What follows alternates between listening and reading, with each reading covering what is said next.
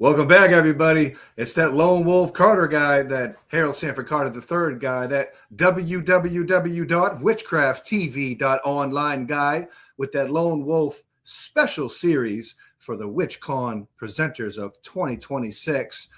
And I got a special guest backstage all the way from Portugal.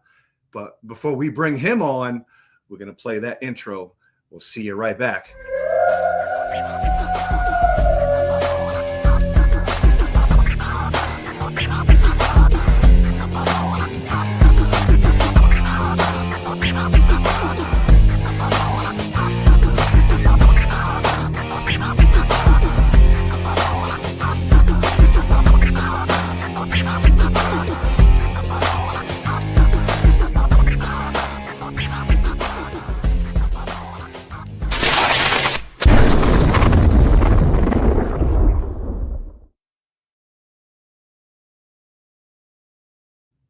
André Consciência coming from Portugal.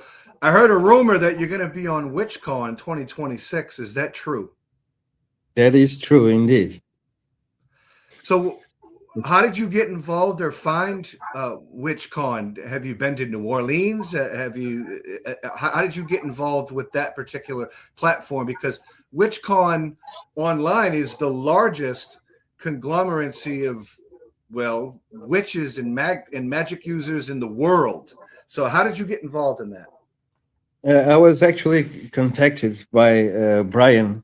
I didn't know of it before, and I found it interesting immediately, and was introduced to the world of Brian and his publishing houses, etc. So I joined, and this will be my third time in WitchCon, and I was also once at Spectral Evidence. So this will be your third time presenting. To tell me about the kind of presentations that you presented to your audience, the first couple classes with WitchCon, and tell me about your class that's going to be happening, well, I think in a week and a half. So the first class I gave was about neo-shamanism. And it makes me presenting directly with some videos from a course that I have online at Perseus Arcane Academy. And the second one was about a book I have, The Dragon Tarot, the Inner Circle and Triangle. This is a book that it's not a regular tarot. You build, there is a tarot indeed in the book, but it teaches you to build your own tarot and to animate this tarot as a small, or not that small, like an army of elementaries or servitors. And also it teaches you how to build the fluid condensers and everything necessary, and the metals and so on, to attract this power and contain it. Also, the way to cast the tarot in there is more like conjuring. It's not divination, it's more like conjuring events, conjuring the future. But this wasn't in the class itself. But the book ends with a grimoire. It's the second half of the book, a grimoire on the dragon traditions, European and Asian, and a way to work with them, not so much traditionally when it comes to the East, but through hermetic means.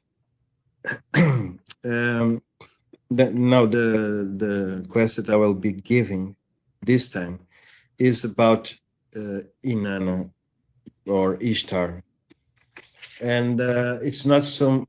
I will give an article and speak a little more academically about Inanna, but the main thing in this class is an attunement. Like I'm not sure I like the comparison, but a bit like the attunements that take place in Reiki. They don't call it initiation, they call it attunement. And the thing I intend to do is to transmit kind of magical flow that has to do with magical desire, specifically as it connects to this deity, and to pass this on to people. And that's the main premise. So are you connected with are you familiar with the Hermetic Order of the Golden Dawn? Yes, I used to practice their system, and before I met the system of Franz Bardon, but I kept practicing also in parallel the Golden Dawn as it was accessible. When you say accessible, do you mean what was publicly available in manuscripts? Yes, because by then the Golden Dawn itself as an order was no longer operational. Is the Golden Dawn still unoperational? Do they still have charters of the Golden Dawn? They have, but they don't operate in the sense that there's no longer anyone doing initiations and supervising. It's more like a community that built around what the Golden Dawn was at the time. And I was directly also involved with the Thelemic Golden Dawn, but that's a different system. It's inspired on the traditional Golden Dawn, but with some adaptations.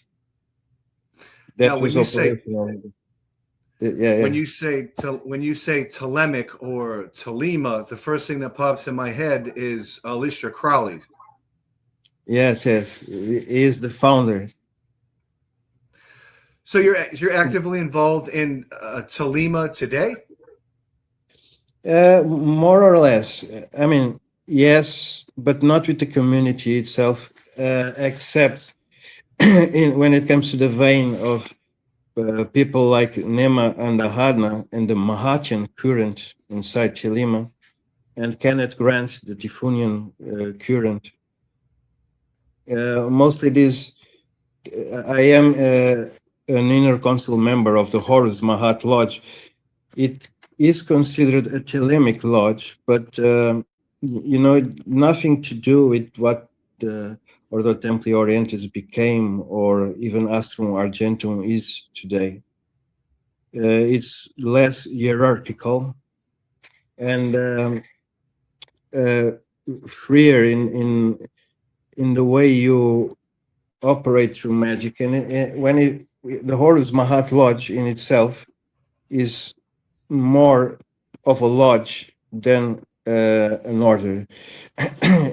Supposedly, when you join, you are already an adept and are not being trained to become an adept.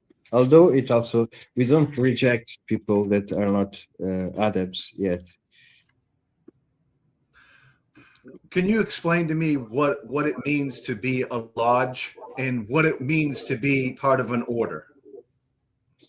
Yeah, in the way I was putting it, so an order is a structure of initiation, which also exists in the Horus Maat Lodge, but it is a formal structure, and you have someone to give you the titles and so on.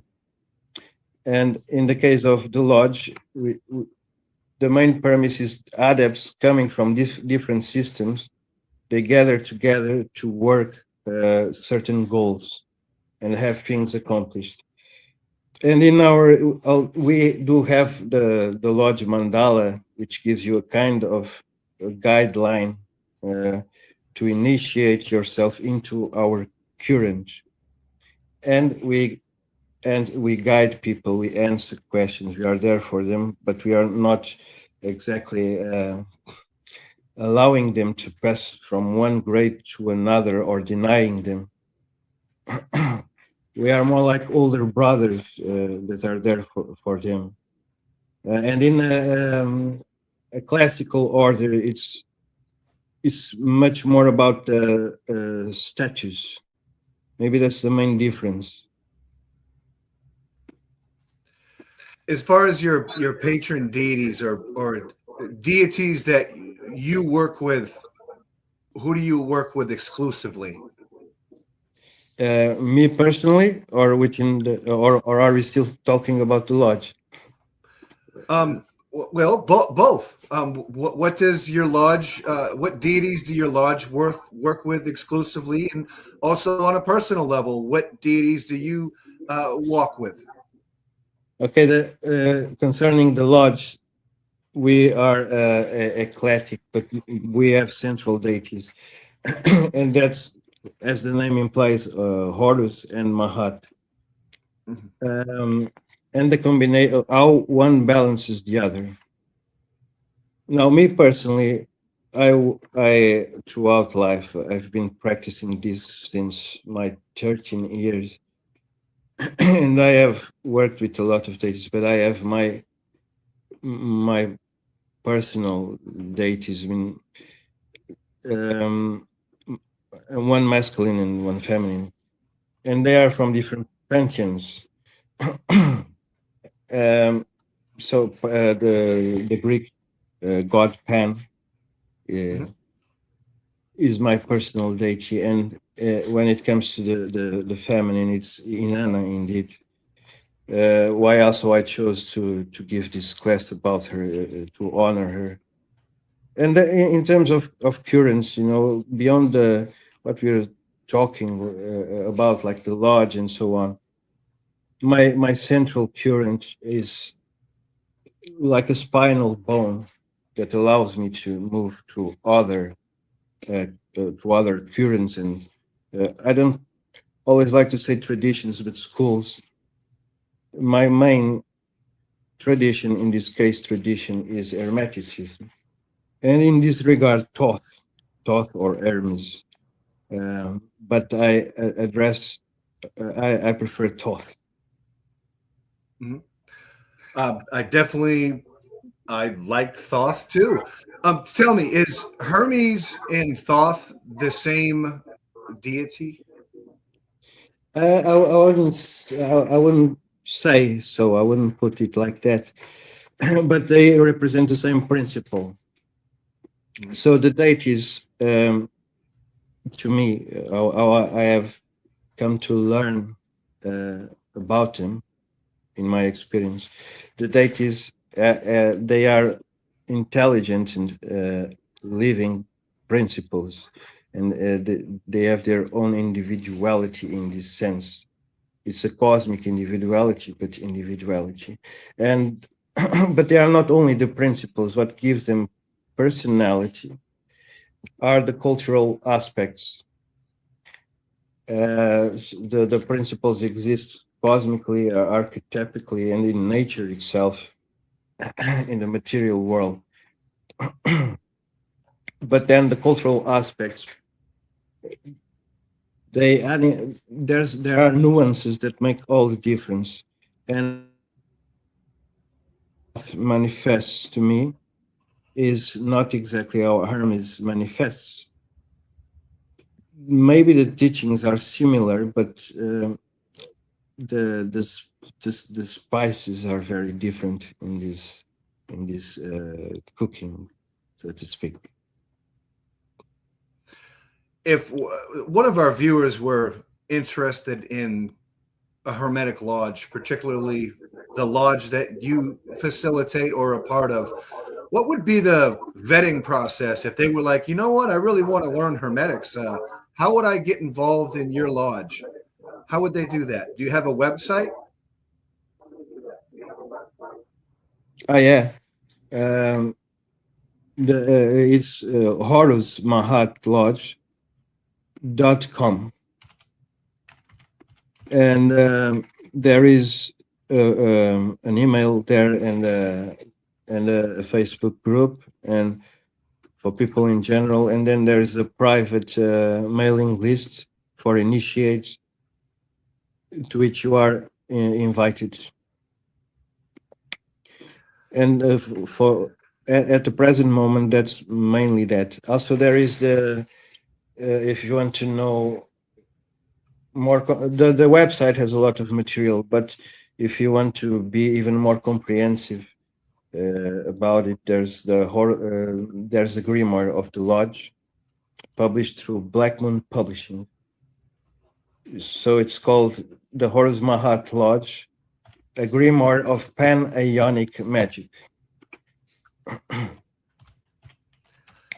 Are you a published author yourself? Yes. Can you tell me about yes, tell me about the first book that you wrote and was published?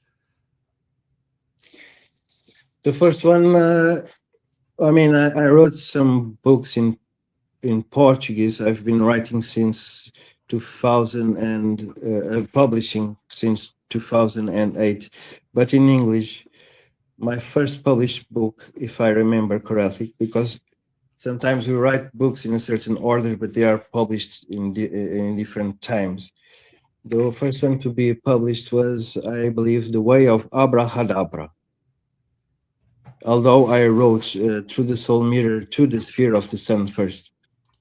But yeah, The Way of Abrahadabra, it was published via Sirius Limited Esoterica and has now the second edition through Black Moon Publishing, the same publishing house I was referring to when it came to the Grimoire of the Horus Maat Lodge.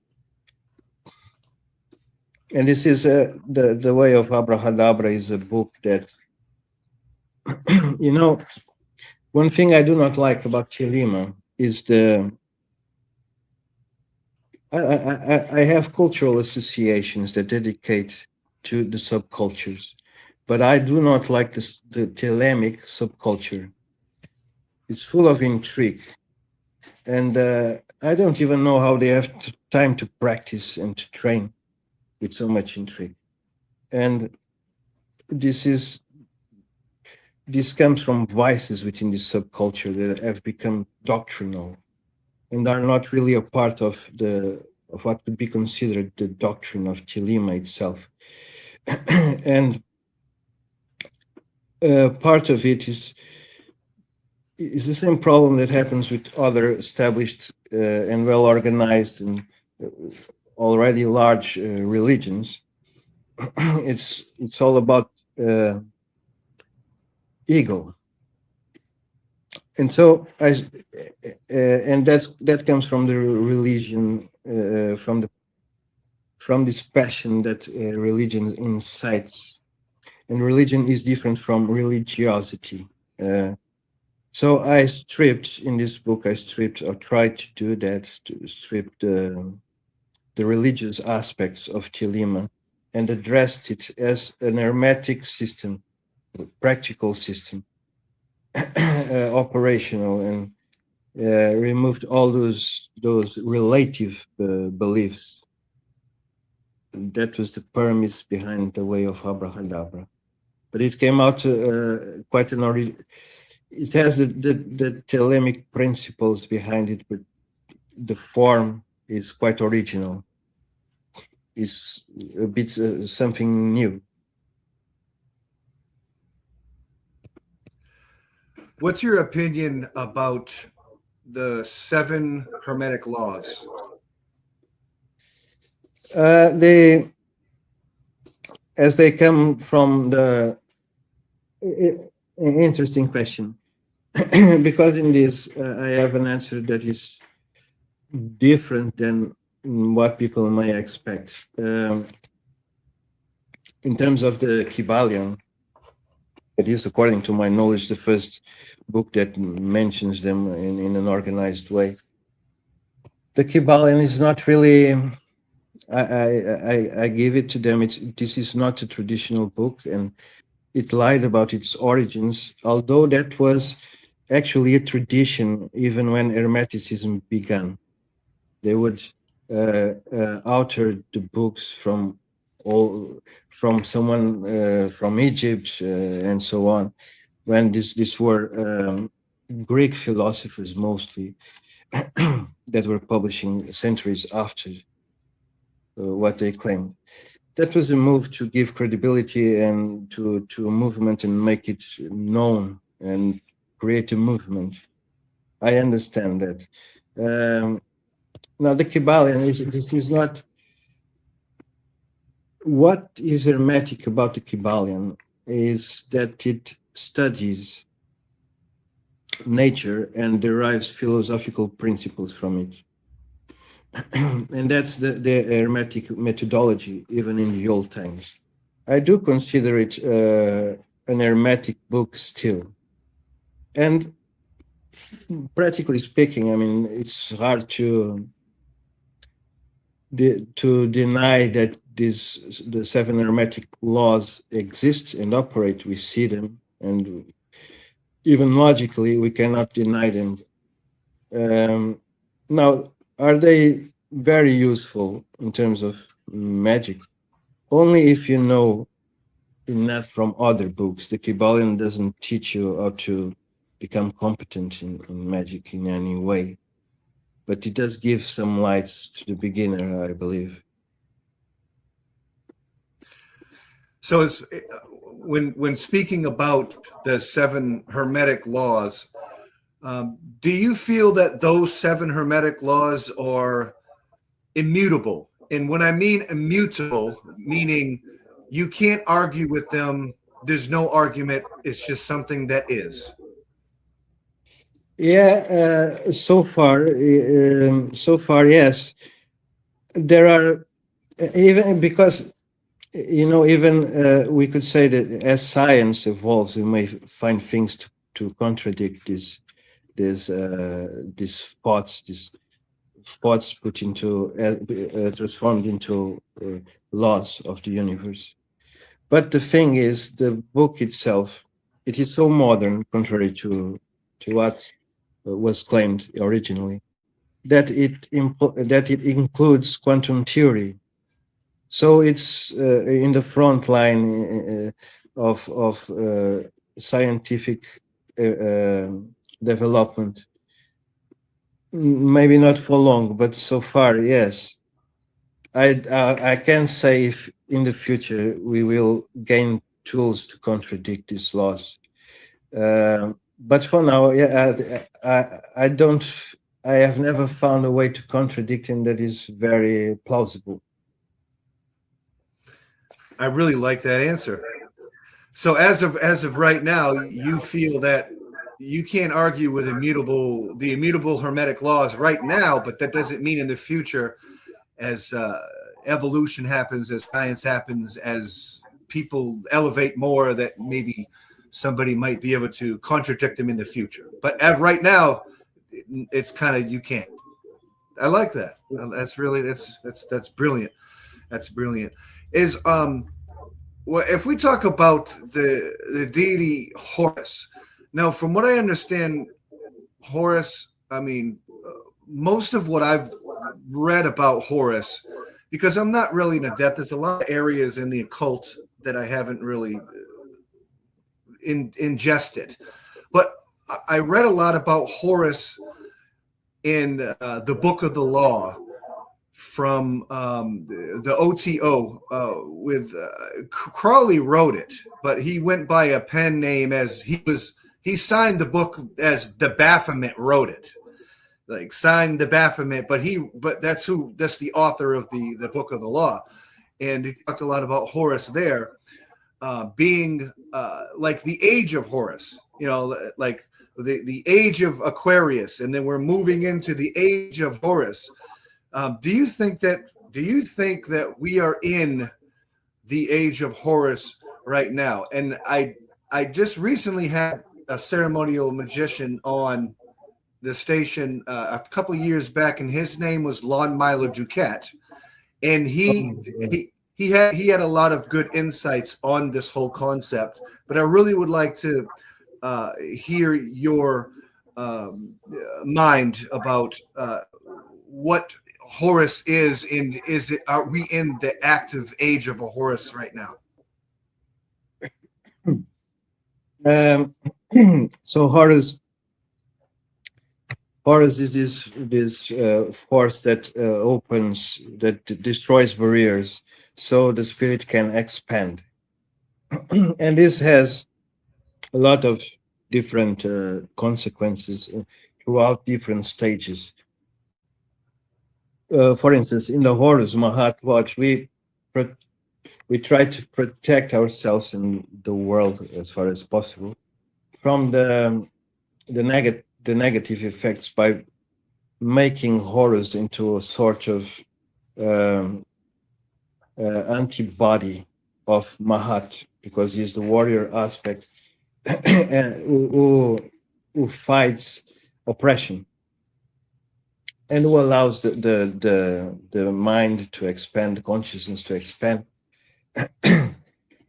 But through truth, the truth of Mahat in this case.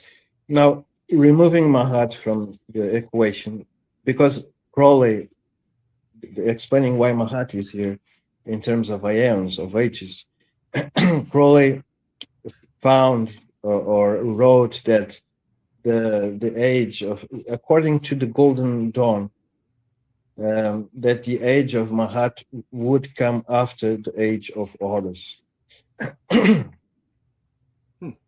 But we are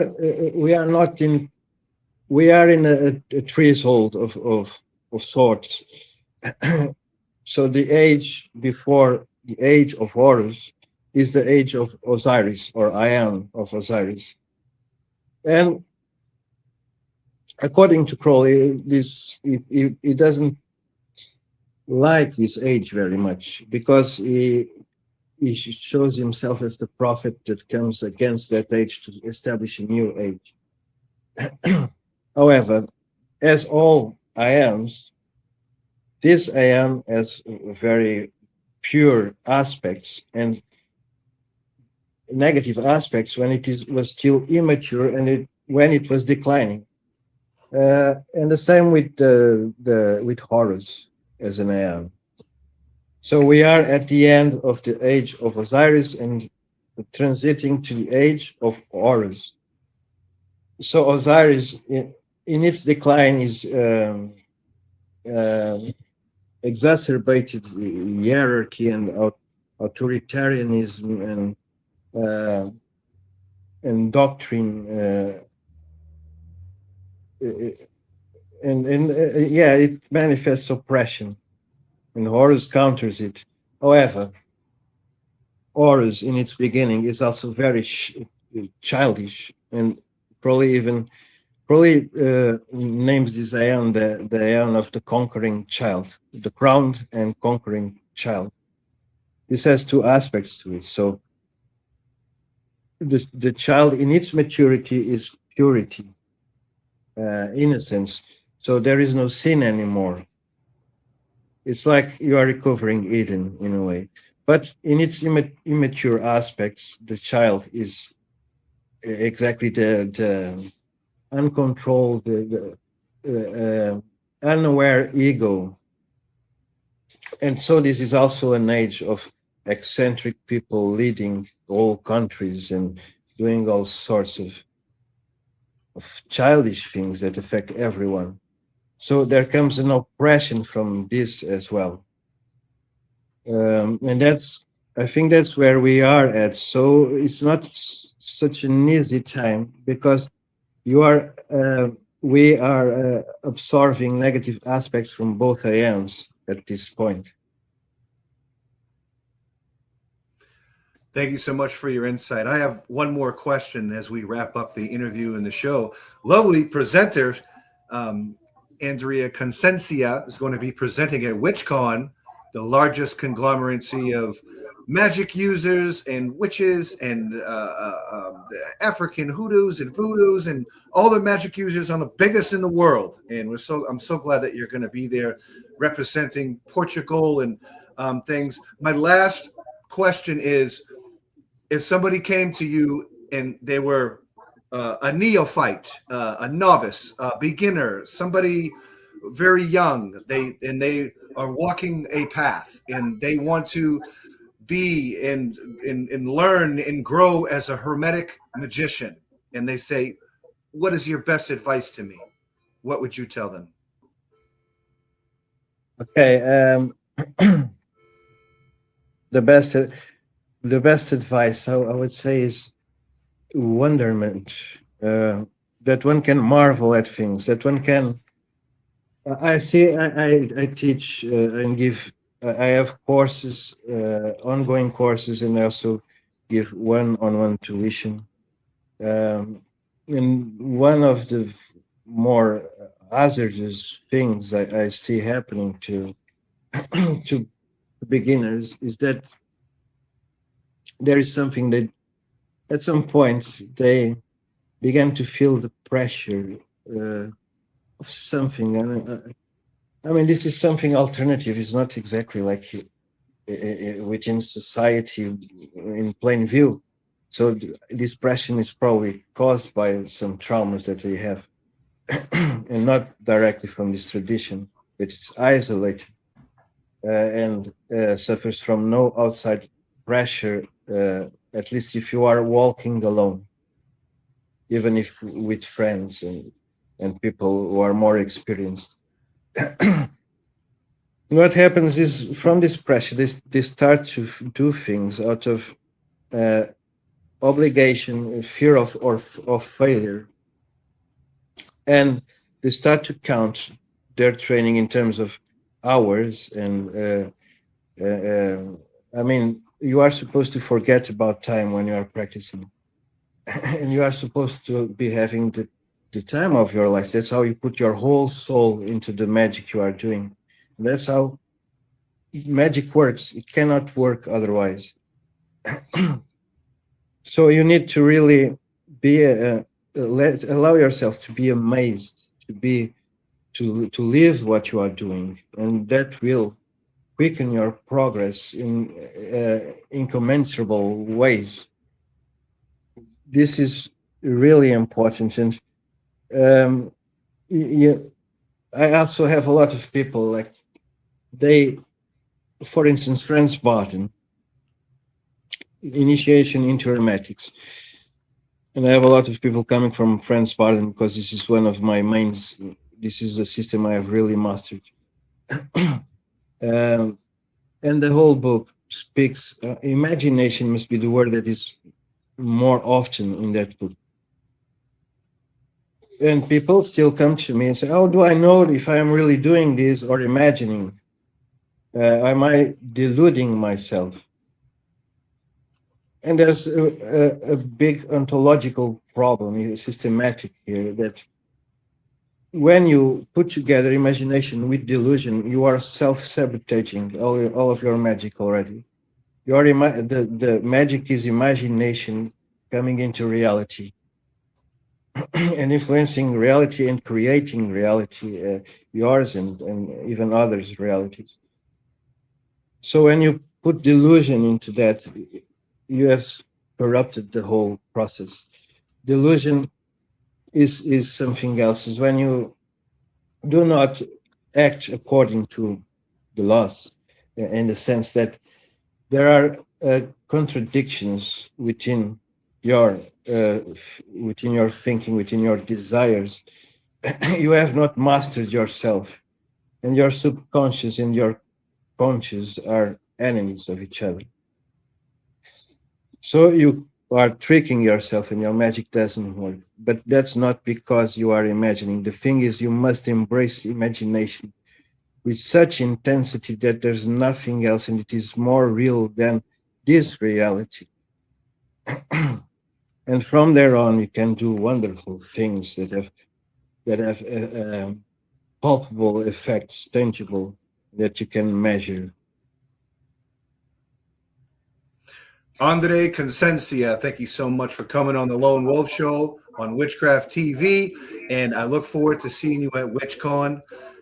Make sure you check out our guests' books and publications at Black Moon Publishing, and also their lodge, Horus Maat Lodge.com.